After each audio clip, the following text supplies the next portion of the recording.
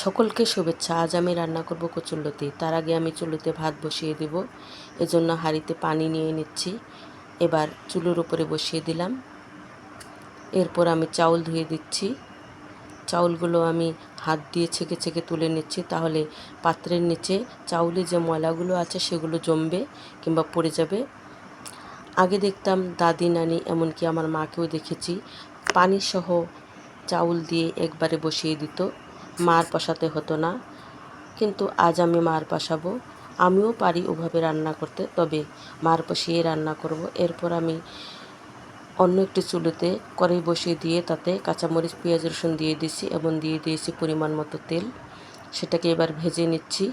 আগেই আমি কচুরলতিগুলোকে কেটে বেছে ধুয়ে পরিষ্কার করে নিয়েছি। আমি কচুরলতিগুলোকে এমনিতেই রান্না করব, কোনো মাছ কিংবা অন্য কিছু দিব না। দিয়ে দিলাম পরিমাণ মতো পানি, যাতে মশলাটা পুড়ে বা লেগে না যায়। এরপর দিয়ে দিব একটু আদা বাটা, অর্থাৎ 1 চামচের মতো। এবার দিয়ে দিচ্ছি 1/2 চামচ মরিচের গুঁড়ো, 1/2 চামচ হলুদের গুঁড়ো,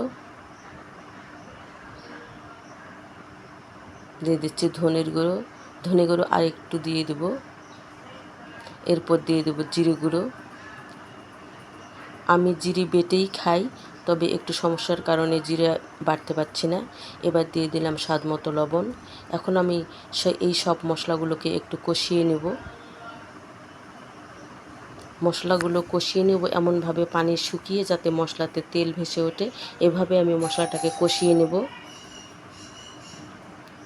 মশলা কষানো প্রায় হয়ে এসেছে। এবার আমি কচুরলতিগুলোকে ঢেলে দেব।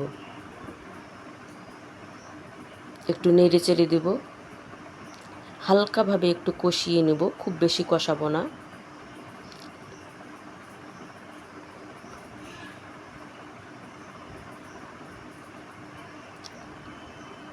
কচুরলতিগুলো কষানো হয়েছে। এবার পরিমাণ মতো পানি দিয়ে দেব। আর একটু পানি লাগবে।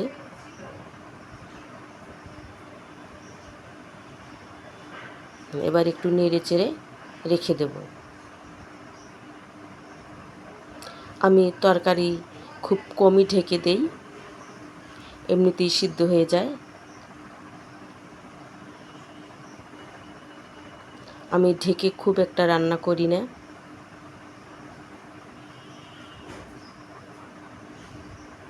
কচুরলতির পানি একেবারে শুকিয়ে আসবে, একটুকু পানি রাখবো না, একদম শুকনো করে ফেলবো।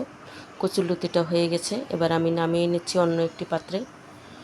কচুরলতি একটি পুষ্টিকর খাবার, এটি সকলেই খেতে পারবে ইচ্ছে করলেই। কচুরলতি আমাকেও খেতে বেশ ভালো লাগে। ধন্যবাদ সকলকে আমার এই ভিডিওটি এতক্ষণ দেখার জন্য।